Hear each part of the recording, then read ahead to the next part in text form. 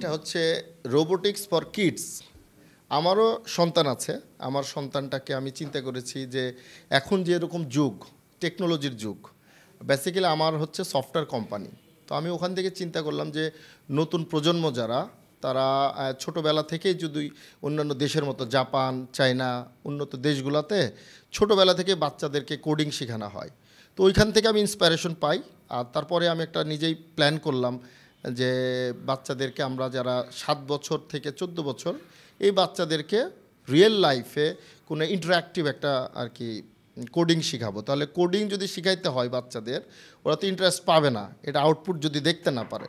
সে কারণে আমরা কি করলাম যে কোডগুলা যেন সার্কিট এবং মানে হার্ডওয়্যার অ্যান্ড সফটওয়্যার ইন্টিগ্রেশন, এইটাই হলো আমাদের বাস্তবেই যেন এরা এটা করে এবং বাসায় নিয়ে যে দেখাইতে পারে যে আমি এই কোডটা করেছি এবং এটা আমার এইভাবে কাজ করে।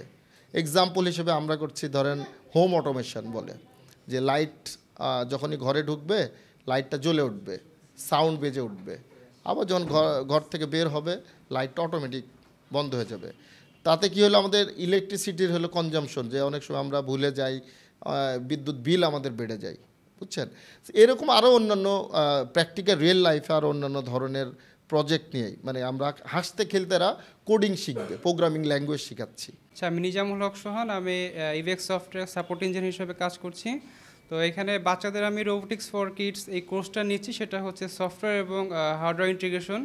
বাচ্চাদের আমি কোডিং শেখাচ্ছি, প্লাস হচ্ছে এই কোডিংটা ওরা হার্ডওয়্যারে ইন্টিগ্রেট করবে এবং এটার রেজাল্টটা দেখতে পাচ্ছে। তো সেই ক্ষেত্রে আমি একটা ওদের প্রজেক্ট করিয়েছি, সেটা হচ্ছে থিফ ডিটেকশন অ্যালার্মিং সিস্টেম।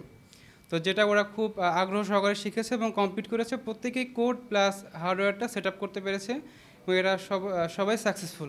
অনেক ছোটোবেলা থেকে মানে রোবোটিক্সের ব্যাপারে অনেক আগ্রহ ছিল, আর যখন এই জায়গার ব্যাপারে শুনতে পেরেছি তখন আমি আমার আম্মুকে তাড়াতাড়ি বলেছি যে আমাকে জলদি এখানে মানে অ্যাডমিট করাও, কেন এটা আমার একটা লাইফ ড্রিম ছিল যে এরকম কোনো কিছু বানাতে। এটার নাম হচ্ছে থিফ ডিটেকশন অ্যালার্মি সিস্টেম। এটা শিখেছি, এটা দিয়ে মানে চোররা যখন মানে বাসায় এসে ঢুকে তখনই যাতে আমরা এটার ওয়ার্নিং পাই, এই জন্য এই ডিভাইসটা আসলে আমি আজকে শিখেছি এবং করেছি থিফ ডিটেক্টিং সিস্টেম।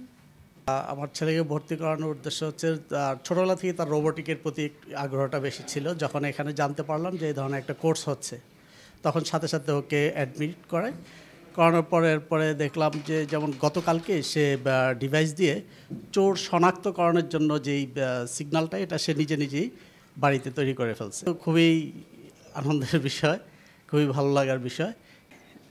এখনকার দিনে অ্যাকচুয়ালি রোবোটিক্স এবং কোডিংটা যে ভেরি ইম্পর্টেন্ট জিনিস হয়ে গেছে আসলে সারা ওয়ার্ল্ড ওয়াইড।